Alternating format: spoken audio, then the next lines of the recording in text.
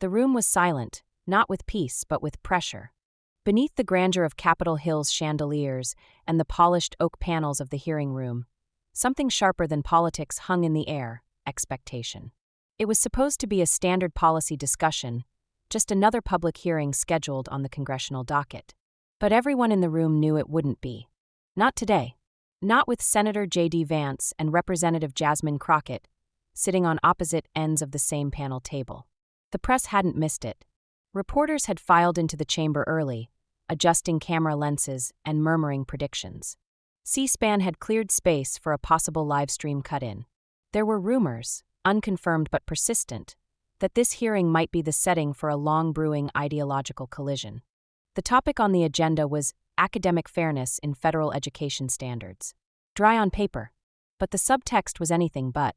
Senator JD Vance, the man who had made a national brand from his working-class background, was already seated. Navy suit, crisp white shirt, and that signature blue tie. His appearance alone suggested preparation.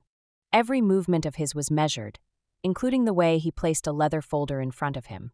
He smiled politely when cameras turned, though it never quite reached his eyes. Across the room, Jasmine Crockett entered quietly. No entourage, no theatrics. She wore gray, simple, elegant. Her posture was neither aggressive nor defensive. She walked with the calm of someone who had been here before. But there was tension in her stillness, like a bowstring pulled taut but not released.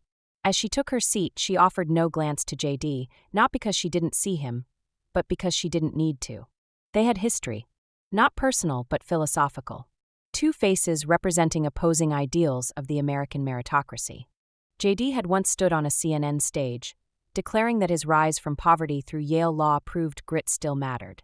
Jasmine, in the same debate, had replied simply, "I didn't use my struggle to justify my voice.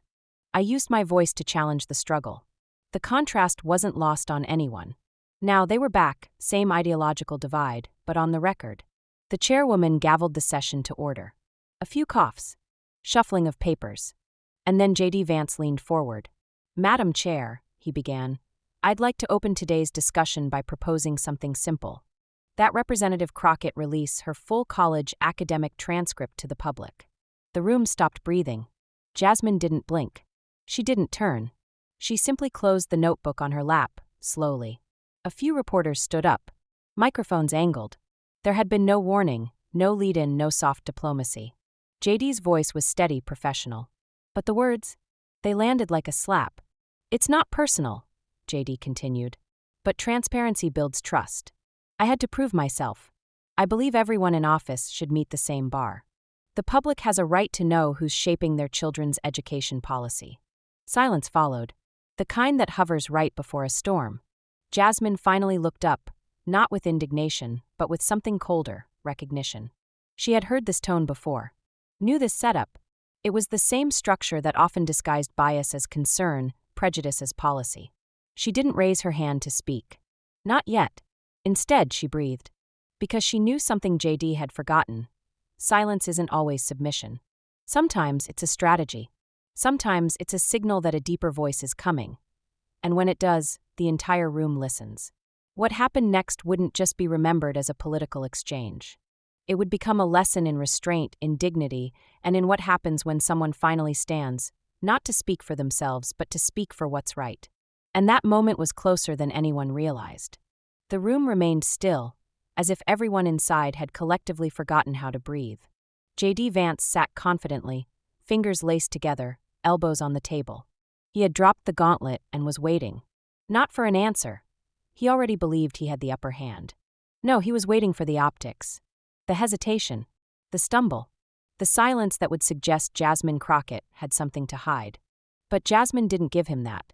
She reached down, turned a page in her notebook, and slowly lifted her gaze, not to the cameras, not to the crowd, but directly to JD. Her voice, when it finally came, was calm, low, but unmistakably clear. "Senator Vance," she said, "please clarify, what exactly would you like me to prove? A GPA? A rank? Or an entire life lived in full view?" The words didn't echo, but they didn't need to. They landed with weight. Not defensive. Not angry. Just measured. Truthful. JD opened his mouth to respond, but someone else moved first. A rustling from the back of the chamber. A young man, student badge clipped to his chest, rose awkwardly to his feet. Nervous but determined. "Excuse me," he said. "If we're asking for transcripts to prove someone's ability to govern, can we also ask how so many lawmakers with perfect grades pass laws that ignore justice?" It was not rehearsed. It was not part of any official agenda, but it shifted the current. The student's voice cracked slightly as he sat back down, but his words remained. JD tried to recover, holding up a printed sheet. A post from a leaked academic gossip site questioning whether Jasmine had received exceptions during law school. He presented it as something worth looking into. But the tide had already turned. A committee member, visibly skeptical, asked, "Is that an official source?" JD answered, "No. But it raises valid concerns. Concerns worth discussing." Jasmine didn't respond. Instead, she picked up a pen and made a single note in her book. Her silence wasn't avoidance, it was strategy. It was presence. And the room felt it. Then something entirely unexpected happened. A congressional clerk whispered something to the chairwoman. She leaned forward, tapped her mic, and announced, "We've received a request from an unregistered witness. Professor William Hart, former Dean of Law at the University of Texas." A collective shift rippled through the room.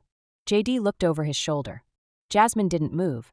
Her eyes closed briefly, not in fear, but in knowing, as if she had been waiting for this moment all along. From the back of the room, a tall man with silver hair walked forward, a carved cane in one hand and a folder in the other. He didn't ask permission. He simply spoke. "I taught both of the individuals sitting here today," he said. "Senator Vance. Representative Crockett. I've come to clarify something." He pulled a yellowed document from the folder and held it up. "This is not a transcript. It's a copy of Representative Crockett's senior legal thesis, written during the final days of her mother's life, submitted without delay, without special treatment. Titled, 'Equal Under Law, Unequal in Practice.' It won the National Award for Legal Writing in Civil Rights in 2013. The silence that followed was not awkward. It was reverent. Professor Hart's voice was steady. I remember asking her if she wanted more time. She declined. She said, "If I can't write law in pain, what's the point of writing law at all?" JD sat motionless. The paper he had presented earlier now seemed flimsy. Petty. Jasmine still hadn't stood. She didn't need to. Professor Hart turned to JD.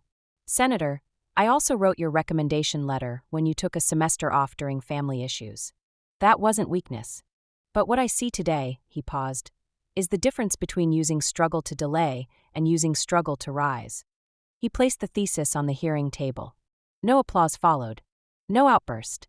Just a room completely transformed by the quiet, irrefutable power of truth. The thesis sat on the table like a piece of forgotten evidence. Until now. Yellowed slightly at the edges, plastic-sleeved and perfectly intact, it told a story no transcript ever could. Jasmine Crockett didn't reach for it immediately. She let it sit. Let it speak for itself. That, in itself, was the message. Professor Hart stepped back. He didn't wait for approval or applause.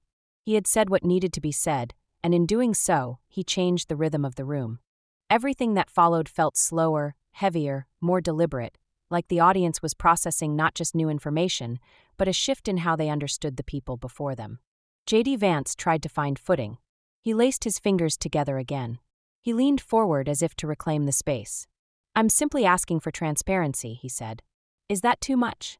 But the words landed flat. The question had already been answered, not with documents or grades, but with something far more powerful: character. Someone in the gallery, a law student, whispered, "He doesn't realize it's over." And it was. Jasmine finally moved, not to rebut, not to grandstand.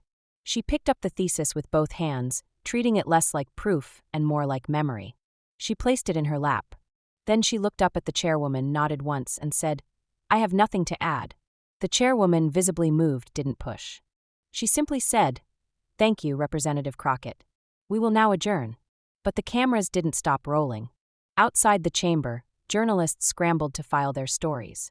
Social media exploded with clips from the hearing, especially the moment Professor Hart declared, "I taught both, but only one used hardship to delay." That line became a lightning rod. On Twitter, it was quoted in every major political thread. On TikTok, videos of Jasmine's silent reaction were paired with music and captions like, "This is what grace looks like under fire." On Reddit, Students debated the ethics of questioning someone's qualifications based on anonymous posts. But the most viral moment came not from words, but from a still image. A photo taken by a student seated in the back row captured Jasmine, seated quietly, eyes lowered to the thesis in her lap, sunlight falling diagonally across the page. No smile. No anger. Just calm. Dignity in its purest form. The caption read, "Not everyone speaks. But sometimes they don't need to." And that became the theme. Editorials rolled in. "The power of silence," read one from The Atlantic. "Why Jasmine Crockett didn't have to say a word," wrote another in the New York Times. Even conservative publications struggled to frame JD's performance as anything more than a calculated gamble that misfired. JD's office issued a brief statement 2 days later. The senator believes all public officials should be open about their academic history. But no interviews followed. No clarifications. Just silence, the kind born not of wisdom, but of damage control. Meanwhile, Jasmine posted only once. Not everyone in the same class learns the same lesson. No tags. No photos. Just that line. By the end of the week, the impact of the hearing extended beyond political commentary. At multiple universities, students began calling for open forums where professors could be evaluated not just on curriculum, but on empathy, fairness, and their ability to recognize resilience beyond the transcript. And back in Washington, a framed copy of Jasmine's thesis was placed in the Library of Congress's Law Justice Archive under a new category: Modern Civic Moments. Not because she shouted, not because she fought, but because she endured with grace. When asked in a later interview if she felt vindicated, Jasmine replied simply, "It was never about winning. It was about remembering that some of us had to learn twice as hard just to be seen as average. So no, I didn't win. But maybe someone learned something. That's enough for me." And that, more than any grade, was her legacy.